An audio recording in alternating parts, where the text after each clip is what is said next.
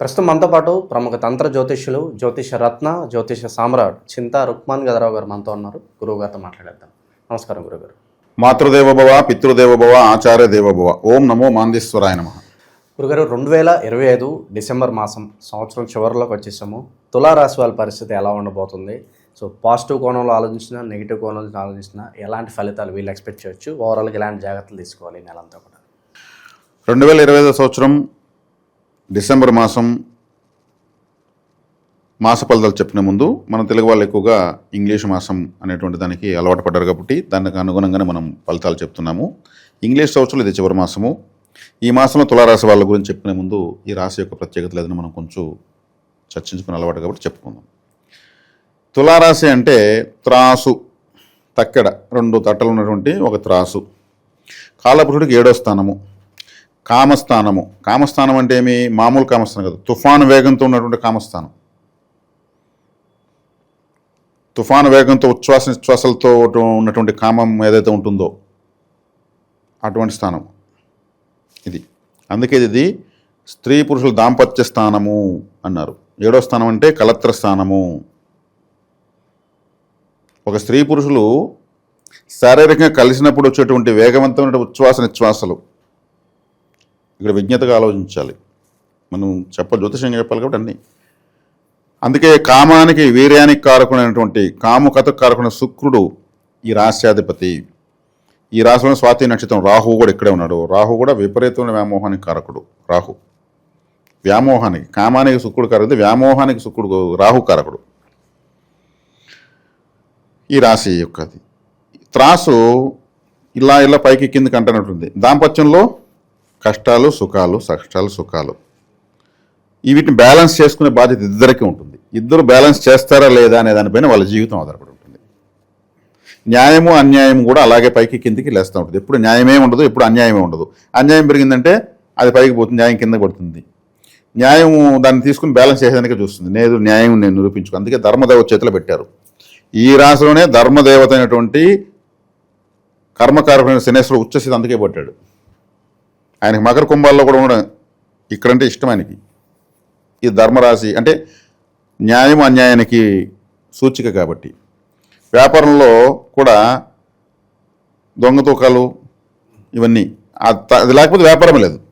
Business partner, life partner, total partner అనేటువంటిది ఇదే. Partner, life business partner ఏమార్చాడు, మేము నష్టపోయాము. తులారాశి ప్రభావము. నా జీవిత భాగస్వామి, నా భార్య అంత సరిగ్గా లేదు, తులారాశి ప్రభావము. వాళ్ళకి హెచ్చు తగ్గులు, విపరీతంగా ఒడిదుడుకులు లోనవుతారు. వీళ్ళకి కొంచెంగా నచ్చకపోతే కూడా వీళ్ళు యాక్సెప్ట్ చేయరు. భార్య కానీ, లైఫ్ పార్ట్నర్ కానీ, బిజినెస్ పార్ట్నర్ కానీ ఆవేశానికి లోనవుతారు. విపరీతమైన కామం ఉంటుంది. 2 పెళ్ళిళ్ళకి అయ్యేదానికి ఎక్కువ అవకాశాలు ఉంటాయి. అంటే మల్టిపుల్ రిలేషన్స్ కానీ, మ్యారేజెస్ కానీ అయ్యేదానికి అవకాశాలు ఎక్కువైపోతాయి ఓపిక పట్టకపోతే. లేదంటే అలా కాలేదు అంటే ఈ రాశిలో, ఈ లగ్నంలో, ఈ రాశిలో పుట్టిన వాళ్ళకి అలా కాలేదంటే వీళ్ళు ఎందుకు ఇంకా మనమే సర్దుకొని పోదామని ఇంకొకరు చెప్పాల్సిన అవసరం లేదు. వీళ్ళే అన్నింటినీ కంట్రోల్ చేసుకుని పోతున్నట్లు లెక్క. ఒకరు చెప్తే ఏమొస్తుంది, మనమే కంట్రోల్ అయితే పోదా అనేటువంటిది అనమాట. ఇది కోరికల రాశి, వ్యాపార రాశి. వ్యాపారం లేదు, ప్రపంచంతో లేదు. అందుకే త్రాస్. ఈ త్రాస్ అనే తక్కడ అనేది ఎప్పుడు పుట్టిందో తెలియదు. ఆకాశంలో జూమ్ చేసి చూస్తే త్రాసు ఉంది నక్షత్రాల రూపంలో. తులారాశి అలా ఉంది, 30 డిగ్రీలు అలా ఉంది. మనం ఋషులు చూసి ఇది అని పెట్టారు. గ్రీకులు కూడా వాళ్ళు అదే తక్కడేటి పెట్టారు. ఒక వ్యక్తి ఇలా నిల్చుకొని తక్కడెత్తుకుంటే పెట్టారు వాళ్ళు. కాబట్టి శుక్రుడు కాముకత కారకుడు శుక్రుడే. వీళ్ళు అందుకే దీంట్లో సినిమా ఫీల్డ్ అంతా ఇక్కడే ఉంటుంది. హీరోని ప్రేమించడం, హీరోయిన్ ప్రేమించడం, ట్రయాంగిల్ లవ్ స్టోరీస్. ఒక హీరోయిన్ గొప్పగా స్థాయికి వెళ్ళాలంటే తులారాశి ప్రభావం అంతే. అది ఎట్రా అంటే అక్కడ ఆ సినిమాలో మన నిశ్వాసం వాళ్ళు అప్ అండ్ డౌన్ చేసి పారేస్తారు. రొమాంటిక్ ఫిల్మ్స్ అక్కడ వాళ్ళు ఎంత అంటే వాళ్ళకి అవకాశం తెర మీద ఏం కావాలన్నా చూపించేస్తారు. టూ మచ్గా ఉండే సీన్ చూపిస్తారు, భావోద్వేగంతో ఉండే సీన్ చూపిస్తారు. కళలకు ఈ రాసే నిలయం. మంచి యాక్టర్. బా ఏ పోర్షన్ వేసినా ఇంకా యాక్టర్ అదిరిపోతాడంటే రాహు ఇక్కడ ఉన్నాడు. రాహు ఉన్నది లేనట్టు లేనిది ఉన్నట్టు ఆయన ఒక పెద్ద హిప్నాటిస్టు. మాయ చేసే గ్రహం ఇక్కడే ఉంది. అందుకే సినిమా అంటేనే తెర మీద మాయ. అది గొప్పగా ఎన్టీ రామారావు గారు స్వాతి నక్షత్రం తులారాశి. చిరంజీవి గారు కూడా తులారాశి ప్రభావం ఎక్కువ. ఆయన చిత్తా నక్షత్రం, చిత్తా 3-4 ఇక్కడే ఉన్నాయి. గొప్ప గొప్ప స్టార్స్ అంతా ఇక్కడే ఉన్నాయి. దాసనారాయణరావు తులారాశి నక్షత్రం స్వాతి అయింది. ఎంతమందిని వాళ్ళు వెండి తెరలో వెలిగింపజేయలేదు. ప్రేమ కావ్యాలు రాసేవాళ్ళు, ప్రేమల విరహాన్ని చూపించేవాళ్ళు. ఇది సినిమా ప్రపంచంతో సినిమా ఇండస్ట్రీ చాలా పెద్దదండి. తులారాశి సినిమా కంటే పరుగులెత్తారు సమాజం మొత్తం. కుటుంబాలు పరిగెత్తాయి. తులారాశి అక్కడే న్యాయము, అన్యాయము, అక్రమము,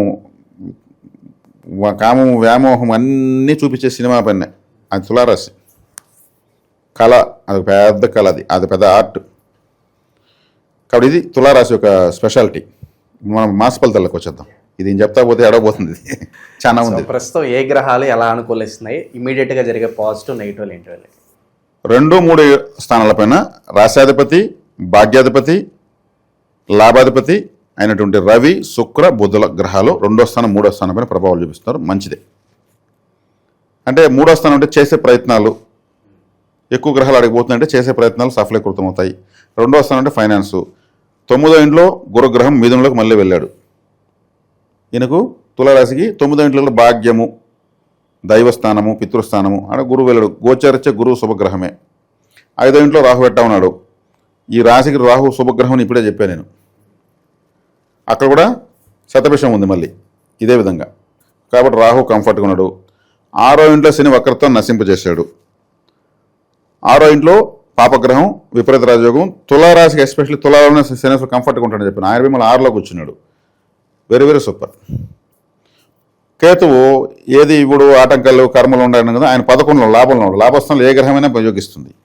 ఫైనల్గా చూసుకుంటే వీళ్ళు మ్యాచ్ బ్రహ్మాండంగా ఆడతారు. ఊరికి టచ్ చేసే 4. వ్యక్తిగత జాతకంలో ఏదన్నా అప్ అండ్ డౌన్స్ ఉంటే అది మనం చెప్పలేము. గోచారిచ్చే మనం హామీ ఇస్తున్నాం. కాబట్టి ఈ వ్యక్తిగత జాతకంలో ఇక్కడ నేను ఇంత బాగా చెప్తున్నా మాకైతే బాగలేదయ్యా బాబు, నువ్వేందో చెప్పేస్తావో అని అనుకునే వాళ్ళకు వాళ్ళ వ్యక్తిగత జాతకంలో వాళ్ళ పూర్వీకుల కర్మలు వీళ్ళకి ఆస్తులకు వచ్చుంటాయి. తాతగారు సంపాదించిన కయ్యలో ఎలా అయితే మనం కూరగాయలు పంచుకుని తింటామో ఆయన చేసిన పాపాన్ని కూడా మనం అనుభవించడానికి అర్హత ఉంటుంది. అది కూడా ఒక డాక్యుమెంట్, మన ఆస్తే. అది పుణ్యము పాపము 2 అనుభవించేదే జన్మ. కాబట్టి ఎవరు బ్యాలెన్స్ ఎంత ఉంటుందో మనం చెప్పలేం. స్వాతి నక్షత్రంలో పుట్టినంత ఎన్టీ రామారావు కాలేరు కదా. ఆయన పుట్టినప్పుడు ఉన్న డిగ్రీస్ బట్టి వస్తుంది. మనం కొంతమంది స్టార్స్ని ఎగ్జాంపుల్ చెప్తాం. నేను కూడా స్వాతి నక్షత్రమే. నేను ఎన్టీ రామారావు అయిపోతా, చిరంజీవి అయిపోతున్నా కాదు కదా. అన్నీ మారిపోతాయి.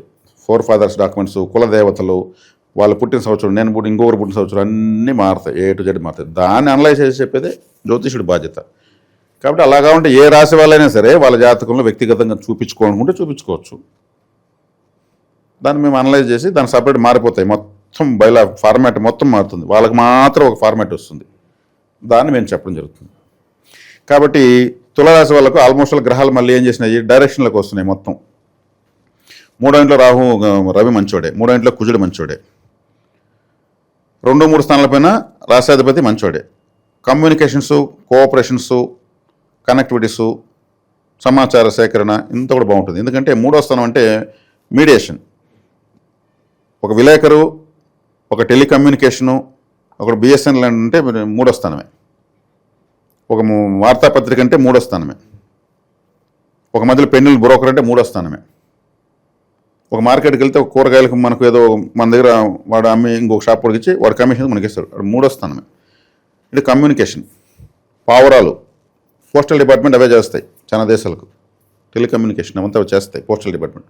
కాబట్టి అవంతా సహాయ సహకారాలు అన్నీ కూడా బాగుంటాయి. ఈ ధనపరంగా ఎలా ఉంటుంది? ధనపరంగా బాగుంటాయి కదా. వీళ్ళు చేసే ప్రయత్నం సక్సెస్ అయితే ధనపరంగా ఉంటుంది. ప్రయత్నం 2-3 స్థానం ధనస్థానం. ధనకారకుడు 9వ ఇంట్లో, 6వ ఇంట్లో శని రాజయోగం, 5వ ఇంట్లో రాహు. కాబట్టి వీళ్ళకి ఏం చేసింది, తిరుక్కుని మళ్ళీ ఫీల్డింగ్ బాగా వచ్చింది, చుట్టూ నిట్టగా వచ్చింది, గ్రహాలు మొత్తం వచ్చేస్తాయి అనమాట. కాబట్టి బాగుంది. యోగాలు ఏమన్నా ప్రత్యేకంగా ఏమన్నా వరించబోతుంది? ప్రత్యేక యోగాలు ఏమన్నా ఉన్నాయి వెలిగేదన్నా? ప్రత్యేక యోగాలు ఉన్నట్లే వీళ్ళకు. ఎందుకంటే రాహువు కోణంలో ఉన్నాడు, శని భగవాన్ వారు 6వ ఇంట్లో ఉన్నారు, అదొక యోగమే. 11లో కేతు ఉన్నాడు, యోగమే. కాబట్టి ఇప్పుడు వీళ్ళు విద్యార్థులు అయితే వాళ్ళ చదువులో వాళ్ళ టార్గెట్స్ అందుకోగలుగుతారు. కొత్తగా పెళ్లి చేసుకున్న వాళ్ళు మంచి సంతానాన్ని పొందగలిగేటువంటి ఇది ఉంది. జీవితంలో స్థిరపడేదానికి వాళ్ళకు కూడా కొత్తగా వీళ్ళు జీవితం ప్రారంభించారంటే ఆదాయం కావాలి కదా. నువ్వు ఒక పని చేయి, నేను ఒక పని చేయి, మన శాలరీ, నీ శాలరీ ఇంటికి ఖర్చు పెడతాం, ఇంకో శాలరీ సేవింగ్ చేద్దాం, ఇట్లా వాళ్ళ ఫ్యామిలీ ప్లానింగ్ అంతా సూపర్గా ఉంటుంది. ఇంకా వయసు అయిన వాళ్ళకు ఆ వయసులో వాళ్ళకు అంతవరకు అనుభవించేటువంటి దానికి తగినట్టుగా ఆ వృద్ధాప్యం బాగుంటుంది. ఎప్పుడు వృద్ధాప్యం బాగుండాలి. చిన్నప్పుడు కష్టాలు పడచ్చు, ఏమి ఇబ్బంది లేదు, మంచి వయసు ఉంటుంది, పడచ్చు. కానీ వృద్ధాప్యంలో కానీ కష్టాలు వస్తే మాత్రం చాలా దౌర్భాగ్యం. కాబట్టి వృద్ధాప్యం ఎవరికి బాగుంటుంది? వాళ్ళ అదృష్టవంతులు. కాబట్టి ఆ వృద్ధులకు బాగుంటుంది ఇప్పుడు. కాబట్టి ఆ వయసు, ఏ వయసు వచ్చే వాళ్ళకి ఎవరికి ఏం కంఫర్ట్స్ కూడా అన్నీ ఉన్నాయని అర్థం ఇప్పుడున్నట్టు గోచారం ప్రకారం. ఓకే. ఏ వృత్తుల్లో ఉన్న వాళ్ళకి ఎక్కువగా కలిసి వస్తుంది? తులారాశి అంటేనే ఇది వ్యాపారం అని చెప్పేశాను.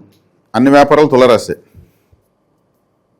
ఇప్పుడు ఒక వ్యాపారము ఒక వ్యక్తి నిజాయితీ చేస్తూ ఉంటాడు, నిజాయితీ చేస్తే ఏం మిగలదు. అతను నాకు పడిన అసలుకే అన్న తక్కువ ఇస్తున్నాను అని చెప్తాడు, కానీ అతను లాభం ఉంటుంది. అలా చెప్తే కానీ ఆ వస్తువుని అమ్మలేడు. అతను ఒరిజినల్ బిల్ అయితే చూపించే దీని మీద 100 రూపాయలు నడతాడా? మా వరకు అసలుకి ఏముండి అన్న అని చెప్పి ఎత్తి భుజాన్ని పెట్టుకెళ్ళిపోతారు. అప్పుడు వ్యాపారం అంటేనే మన వృత్తి కూడా మనం చూసుకొని చేసేది అని అర్థం. నిజమే చెప్పి వ్యాపారం చేస్తే భార్య బిడ్డలకు అన్యాయం చేసినట్టు. కాబట్టి ప్రపంచమంతా తులారాశిలో ఉంది. వ్యాపారం అంటే టోటల్ బిజినెస్, మొత్తం బిజినెస్ సెక్టర్ ఇది. కాబట్టి అన్ని వ్యాపారస్తులు ఇక్కడ వస్తారు. ఇప్పుడు గ్రహాలు బాగున్నాయి కాబట్టి అన్ని రకాల వ్యాపారస్తులకు బాగుందని అర్థం. ఈ తులారాశిలో ఉన్న అన్ని రకాల వ్యాపారస్తులకు బాగుందని అర్థం. ఈ టైంలో వీళ్ళు మిగిలి పెట్టుకోవచ్చు, సేవింగ్స్, బంగారు కొని పెట్టుకోవచ్చు, వెండి కొని పెట్టుకోవచ్చు. ఎందుకంటే శుక్రుడు రాశి, విశాఖ నక్షత్రం 3 పాదాలు దీంట్లోనే ఉంది. ధనకారకులు వీళ్ళిద్దరే. డబ్బులు కావాలంటే గురు శుక్రులే ఉండాల్సింది, వేరే గ్రహాలు కాదు. వీళ్ళిద్దరితో ఈ రాశి ఉంది, వ్యాపారం ఇక్కడే ఉంది. కాబట్టి ఇప్పుడు అంటే గురు శుక్రులు అంటే బంగారం గురువే. కాబట్టి బంగారం కొనిపెట్టుకోవచ్చు. ఇప్పుడు ఫ్యూచర్లో బంగారం మంచి స్థాయికి వెళ్తుంది, దాన్ని పెంచేస్తున్నారు వాంటెడ్గా, కొనిపెట్టుకోవచ్చు. బంగారం వెండి అన్న కూడా కొనిపెట్టుకోవచ్చు. నేను సంవత్సరం ముందు చూస్తే 100 రూపాయల వెండి ఈరోజు 200 అయిపోయింది. అప్పుడు 1 లక్ష కొనుంటే ఇప్పుడు 2 లక్షలు కదా. ఏ వ్యాపారం అవసరం లేదు కదా. చెప్తున్నా, ప్రపంచం అంతా ఒక పని కట్టుకొని ఈ లోహాలను పెంచేస్తున్నారు దేశాలు కావాలని. వాళ్ళ ఇన్వెస్ట్మెంట్ అంతా బంగారం పైన పెట్టడంతో ఆ రేటు పెరిగిపోతుంది. వేడి పైన కోపాన్ని బంగారు పైన అభిమానం చూపిస్తున్నారు. కాబట్టి కొనిపెట్టుకోవడం మంచిది. కాబట్టి ఇప్పుడు సినిమా రంగంలో ఉన్న వాళ్ళకి సూపర్గా ఉంటుంది. ఇప్పుడు ఈ రాశిలో పుట్టి సినిమా రంగంలో ఉన్న వాళ్ళకి కళలు, సంగీతము, నాట్యము, ఫ్యాషన్ డిజైనింగ్, బోటిక్స్, అవకాశాల పరంగా కొత్త ఫ్యాన్సీ స్టోర్సు. ఇప్పుడు ఒక అందవిహీనంగా ఉన్న ఒక అమ్మాయిని కానీ అబ్బాయిని కానీ మేకప్ వేసి ఇంత అందంగా ఉన్న వాడిని నిరూపించేది శుక్ర గ్రహం ప్రభావమే, ఆ రాశిది. చెప్పాను కదా, విపరీతమైనటువంటి మోహము, కామము ఉన్నటువంటి రాశి యొక్క శక్తి ఇక్కడ ఉంది. దాంపత్య స్థానము అని అర్థం, ఇంకేం లేదు. దాంపత్యం లేకపోతే జనరేషన్ ఎక్కడ ఉంది? లేదు కదా. దాంపత్యం భజన చేస్తూ వస్తుందా? ఒక అద్వితీయమైనటువంటి వ్యామోహంలో నుంచే ఈ సమస్య సృష్టి పుడతా ఉంది. ఒక భార్య, ఒక భర్త వాళ్ళు సమస్థితిని పాటించుకోవాలి. ఓకే. సో ప్రస్తుత కాలంలో వీళ్ళ గురించి ఒక మాటలో చెప్పాలంటే ఏం చెప్తారు? ప్రస్తుతం వీళ్ళకి అన్ని గ్రహాలు బాగున్నాయండి. బాగలేని గ్రహం అంటే ఏం లేదు నన్ను అడిగితే. చాలా బాగుంది. అన్ని వర్గాల వాళ్ళకు, ఆయా వయసుల వాళ్ళకంతా కూడా చక్కగానే ఉంది. ఈ గ్రహస్థితి కూడా ఇంకా లాంగ్ టైం రన్నింగ్ అయ్యేదానికి అవకాశం ఉంది. ఇంకా మళ్ళీ త్వరలో గురు భగవానుల వారు ఉచ్చస్థితిలోకి వస్తారు, మళ్ళీ లాభంలోకి వస్తారు. శని భగవానుల వారు ఇంకా కూడా 2 సంవత్సరాల పాటు 6లో ఉంటాడు. సంవత్సరం పైగా శనేశ్వరుడు మన గురు రాహు భగవానుల వారు 5లో ఉంటారు. కాబట్టి దీర్ఘకాలికమైన సంచార గ్రహాలు కూడా ఎక్కువ టైము మంచి స్థానంలో ఉండడం వల్ల తులారాశి వాళ్ళకి ఇప్పుడల్లా వచ్చిన డోకా అయితే ఏమీ లేదు. మంచి భవిష్యత్తు నిలబెట్టుకోమని చెప్తున్నాను. సద్వినియోగం చేసుకో, అదే వీళ్ళు చేసుకోవడం జాగ్రత్త. నేను చెప్పాను కానీ భుజాల గ్రహాలు అవసరం లేదు. మళ్ళీ గ్రహాలు వ్యతిరేకమైన వస్తాయి కదా. ఇప్పుడు అనుకూల గ్రహాలు కొద్ది రోజులకి ఇలా మారుతాయి కదా, ఆ పిచ్చి మారుతుంది కదా. అప్పుడు వీళ్ళు మూలధనం పెట్టుకుంటే లాగచ్చు. సో దీంతో పాటు దైవ బలం కూడా యాడ్ అవ్వాలి. ఎటువంటి పరిహారం? దైవబలం యాడ్ అవ్వాలంటే వీళ్ళకి ఒకటేనండి, ధర్మదేవత యొక్క త్రాసు వీళ్ళ చేతిలో ఉంది కాబట్టి వీళ్ళు ధర్మాన్ని తప్పకూడదు. తప్పితే ముందు పెట్టుబడేది వీళ్ళకి. ఇప్పుడు బ్రహ్మ విష్ణు మహేశ్వరులైనా కానీ ఒక చోట చేతులు కట్టుకుని నిలుచుకుంటారు తప్పు చేస్తే. ఎక్కడంటే ధర్మదేవతం, ధర్మం అనే దాని ముందు భగవంతుడైన బానిసే, ధర్మం ముందు ఎవరు ఎక్కువ కాదు. అందుకే శ్రీకృష్ణ భగవాన్ వారు చెప్పింది ధర్మరాజు గురించి, దుర్యోధనుడికి మాట మాటకి ఆయన నేను ఇవ్వనంటే అజాత శత్రు అలిగినాడు సప్త సముద్రాలు ఏకమైపోతాయి, వాడు ధర్మదేవత బిడ్డ అతను, ఆయన కోపం వస్తే అసలు యుద్ధం చేయాల్సిన అవసరం లేదు, ఆయన కోపం వస్తే ఈ 7 సముద్రాలు ఏకమైపోతుంది, నీ రాజ్యంతో కొట్టుకొని పోతుంది. కాబట్టి ఈ ధర్మరాశి అంటే ఈ తులరాశి అనేది ధర్మార్థ కామ మోక్షాలు అంటారు.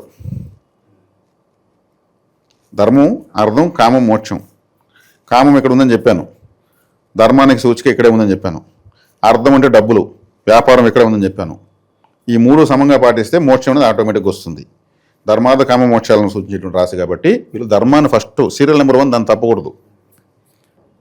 కలియుగ ప్రభావం ప్రకారం మనం ధర్మమైనటువంటి తప్పు చేయొచ్చు. అంటే ఒక వ్యాపారాన్ని ఆపొద్దని చెప్పి 10 రూపాయలు సంపాదించాలి, దానిలో అర్థం ఉండాలి. మీనింగ్లెస్ ఇది చేయకూడదు. టూ మచ్గా పోయి ఎవరిని మోసం చేసి చేయకూడదు. అర్థవంతమైనటువంటి తప్పు చెప్పాలి, లేకపోతే బతకలేము, కష్టం. కలియుగంలో యుగ ధర్మాలు కొన్ని ఉంటాయి కాబట్టి ధర్మాన్ని ఇప్పుడు పరిస్థితులు అయినట్టు తప్పకుండా పాటించాలని అర్థం. ఇంక ఇది చేస్తే ఇంక వీళ్ళకి ఏ పరిహారం అవసరం లేదు, దాన్ని మించింది లేదు కదా. మోక్షం కూడా ధర్మాన్ని సక్రమంగా పాటిస్తేనే మోక్షం వస్తుంది. అది వీళ్ళకి శాశ్వత పరిష్కారం. ఓవరాల్గా తులారాశి వాళ్ళ స్థితిగతులు ఎలా ఉంటున్నాయి అంటే ఫ్యూచర్లో కూడా వీళ్ళు ఎలాంటి జాగ్రత్తలు తీసుకోవాలి అద్భుతంగా వివరించారు. ధన్యవాదాలు.